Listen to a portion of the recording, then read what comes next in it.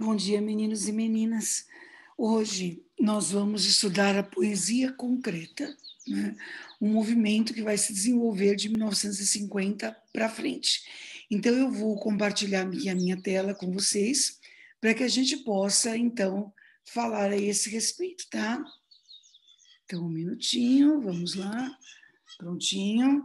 Então, essa poesia vai se desenvolver aqui no Brasil a partir da década de 50.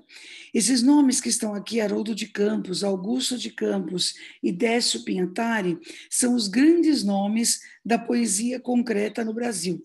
Tá? Então, que tipo de poesia é essa? Então, vamos pegar o contexto primeiro. Ela vai refletir a modernidade à medida, por exemplo, em que essa poesia ela foge completamente ao que nós costumamos chamar de poesia tradicional.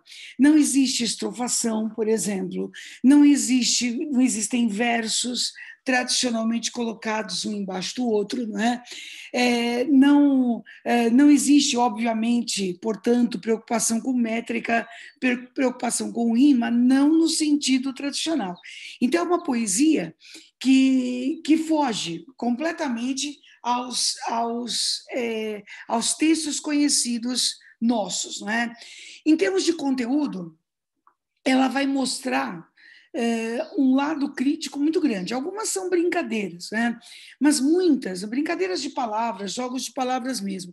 Mas as grandes poesias concretas, elas vão refletir essas situações que são vividas no mundo na década de 50, seja a industrialização acelerada, seja a vida urbana, né? Não é uma poesia voltada para o campo, por exemplo, né? Ou voltada para uma realidade nacionalista, mas a ideia é ler o mundo de forma crítica e principalmente com todas as linguagens que esse mundo pode nos fornecer, né? Com todo o material semiótico possível para que a gente possa mostrar da forma mais concisa, mais sintética e mais expressiva possível o que é essa industrialização acelerada e o que é essa vida urbana, né, que se vive na década de 50. Mais precisamente, esse movimento vai se iniciar no Brasil em 1956 com um grupo chamado Grupo Noi Grandes. Se a gente for comparar essa poesia com as gerações anteriores do modernismo, nós vamos ver que ela se aproxima mais da geração de 22. Essa geração segunda, por exemplo, ela até utiliza formas tradicionais. Nós vimos sonetos feitos à moda de Camões em Vinícius de Moraes, por exemplo. Né? Agora, lembram-se da poesia da primeira geração? O poema Pílula, o poema Minuto. Lembra-se daquele poema do Oswaldo de Andrade? Adolescência, aquele amor nem me fale. E é só isso, tá certo? Enfim, nós temos poemas na primeira geração que contestam, né? Que questionam a forma tradicional de poesia. Então, qualquer momento vira poesia. E a poesia, apesar de ainda ter estrofe, ainda ter verso, não é? Ela passa a ser livre, desculpe, ela passa a ter versos brancos, não é? Ela incorpora uma linguagem coloquial e muitas vezes é curtinha, né? Então, é uma poesia iconoclasta, certo? Foi uma poesia que quebrou modelos tradicionais. Nesse sentido, a nossa poesia concreta, ela vai ser bem parecida, porque ela também quebra formas tradicionais, né? O que ela utiliza de material? Tudo. O branco da página, por exemplo, é material para se explorar a significação. Então, usa-se o desenho, usa-se o espaço em branco da página, usa-se a sonoridade, não é? Tudo aquilo que pode ser significativo na palavra.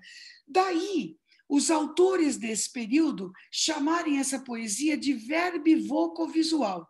Por quê? Porque existe o aspecto semântico, que é o verbo, a palavra em si. Obviamente, a palavra tem os seus significados, né? Tem a sonoridade, que vai ser buscada, não é? É a parte vocal, não é? E visual, o desenho. Então, muitas vezes, as palavras formam desenhos. Deixa eu abrir um parênteses aqui. Quando a gente chega a esse ponto do estudo de literatura, nós tendemos a acreditar que essa é a forma mais moderna de poesia que há. E não é bem assim, né? Hoje, por exemplo, nós temos o vídeo-poema, só para vocês terem uma ideia. Então, usam-se esses recursos da poesia concreta e os recursos disponibilizados pela computação gráfica. Então, muitas vezes, as palavras, usando recursos da computação gráfica, são acompanhadas de música de verdade. As palavras se movimentam na tela, criando aí um campo de significação também. Poetas que hoje trabalham com isso, muitas vezes recriam textos já consagrados de autores antigos, não é? Mas muitas vezes eles fazem os seus próprios textos também usando recursos da computação gráfica. Então, hoje, não é? Nós temos mais formas de linguagem ainda. Outra coisa que é muito importante que vocês saibam, antes da gente mostrar os exemplos, né? Essa poesia concreta, ela vai servir de base para o movimento tropicalista depois, com Caetano Veloso, com Gilberto Gil, não é? Então eles vão buscar as suas fontes de inspiração nessa poesia, como diz Caetano Veloso em Sampa, nos poetas de Campos e Espaços, não é? Os irmãos Campos, Haroldo e Augusto de Campos. Então, essa coisa de dar à palavra toda uma significação mais expressiva a partir de ícones diversos vai aparecer também no movimento tropicalista. Mais ainda, publicidade moderna, né? A linguagem publicitária também busca hoje suas fontes nesse tipo de poesia. Deixa eu mostrar para vocês conseguirem fazer as associações, né? Então, para terminar essa parte aqui, é isso: o poema vira um objeto. O poema não é uma sequência de versos divididas em estrofes de uma forma tradicional, mas o poema é um objeto com linguagens diversas, certo? E são essas linguagens diversas que são exploradas intensamente. Aí eu separei alguns para vocês verem, não é? Olha esse, não é? Que brinca com as palavras e com o formato delas, olha só. E me pergunto já em prosa, existe coisa mais gostosa? Então repare, não é? A frase que está sendo colocada aí com direito a 2 pontos e travessão vai formar o desenho da xícara. E a interrogação, a asa da xícara. A fumacinha, né, que sai aí da xícara são os versos, né? E versos, obviamente, saindo do tradicional. Na tarde fria de julho, voa o cheiro, o barulho do café descendo quente pelo bule reluzente. Então, repare que a sonoridade das palavras acaba se harmonizando com o movimento dessa fumacinha subindo.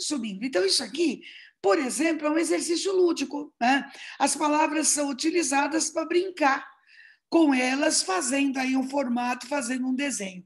Agora, olhe essa. Essa aqui já é diferente, né?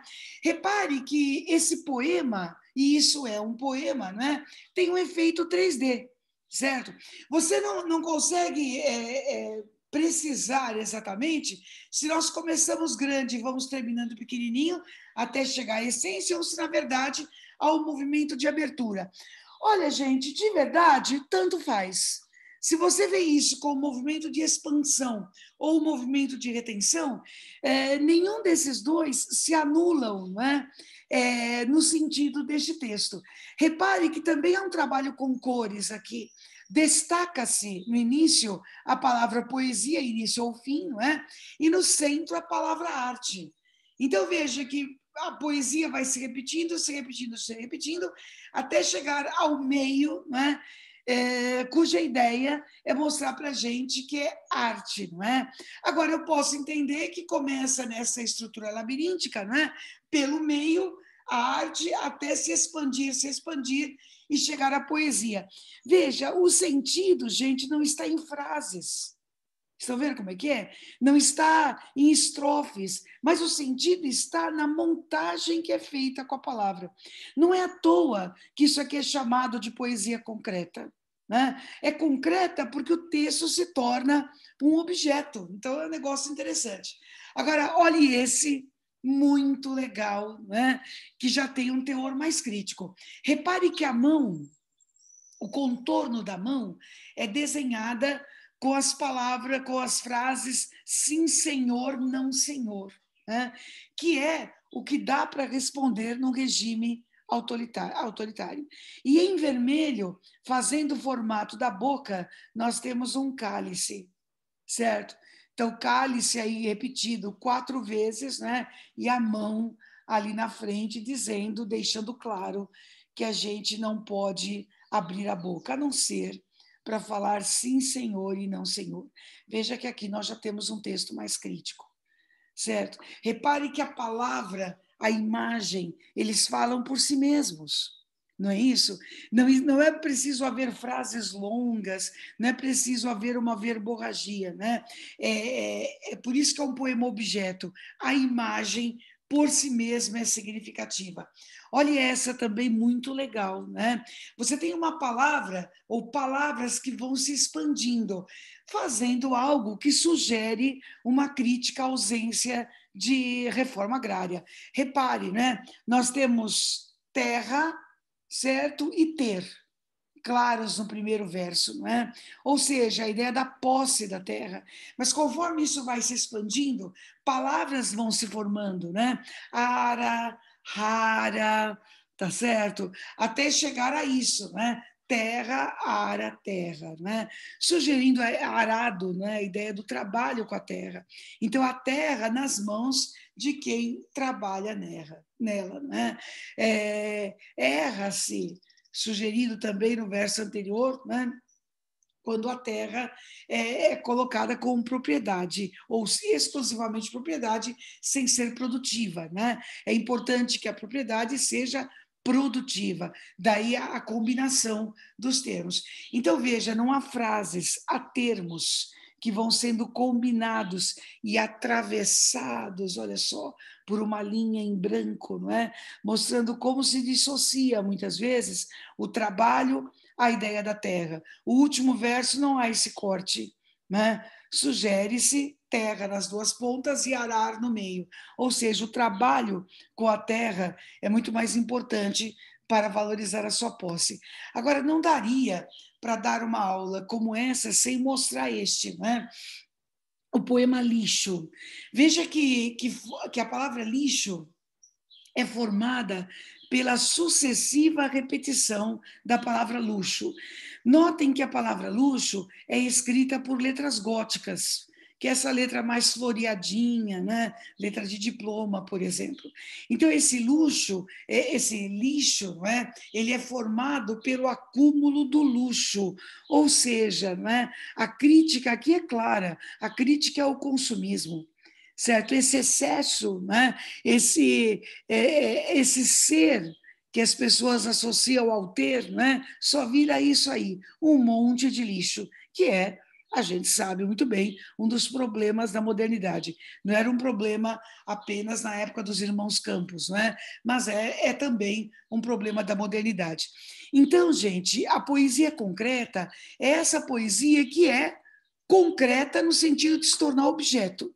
É nesse sentido que ela é concreta, né?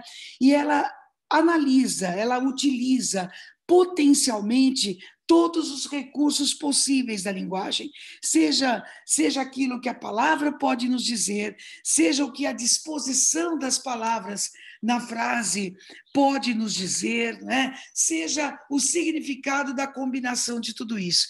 Então, são possibilidades de arte, possibilidades de leitura, não existem regras fixas, né?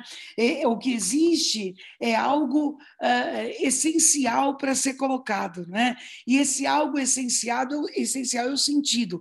Todas as linguagens que nós pudermos usar para colaborar com esse sentido, para enriquecer esse sentido, isso já está valendo. Tá bom? Então é isso, meninos. Façam os exercícios a respeito e em breve nós corrigimos. Um beijo aí no coração de todos vocês, tá? Caprichem. Em breve nós voltamos a falar sobre isso, corrigindo os exercícios. Um beijo.